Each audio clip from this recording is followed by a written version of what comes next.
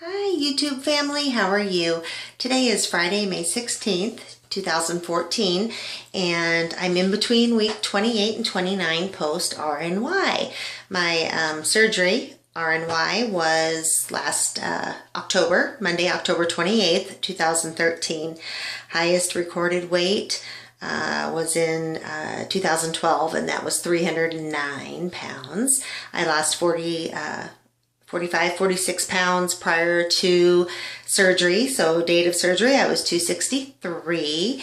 And again, coming to you today, between 190 and 191 is where I have been this week.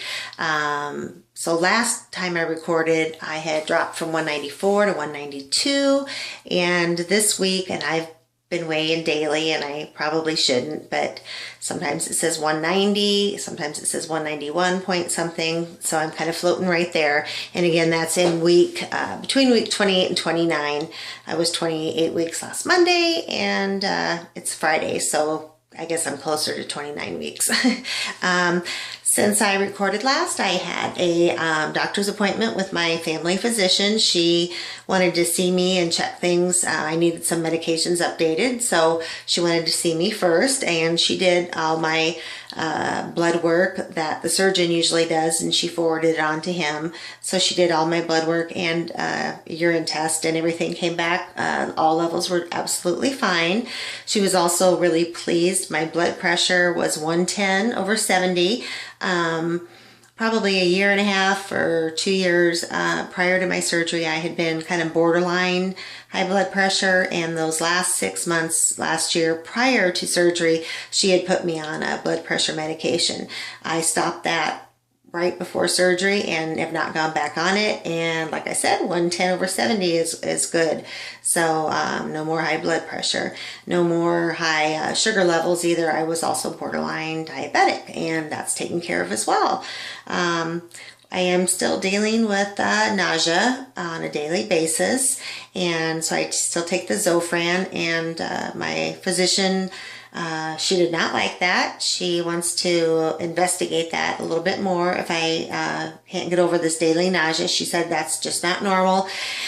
It's kind of become just normal for me. I just deal with it. I kind of know when it's going to come on. I take the Zofran that helps alleviate the symptom, and I just deal with it in that way. Without the Zofran, I get pretty uncomfortable because I've tried to get off of it a couple times.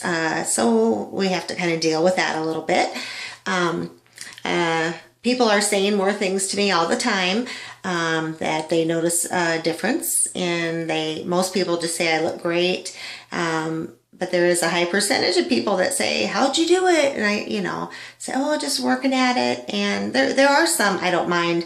I really don't mind telling everyone. It's just the place or location. Sometimes I don't want to broadcast it or get into that deal conversation all the time. So I know all of you deal with that as well. So if it's a situation where I can get into a detailed conversation, I will. Otherwise, I try to thank them for the compliment and move on, not to really discuss it. But one of my very best friends from my whole life, since I was 3 years old, she lives a distance away, so she just sees Facebook pictures for the most part. I do see her a couple times a year, but she said to me the other night, she texted me, she goes, if you're not comfortable telling me, don't, but I'm sure you've lost at least 75 pounds. And I told her that from my highest recorded weight, I'm down 118 to 119 pounds, and she couldn't believe it. And she doesn't realize what my highest weight was, and at this point, she doesn't really know that I still would like to drop another 40 pounds, maybe 50, but I'd like to get down to 150. But we laughed because I've totally lost as much as my teenage daughter.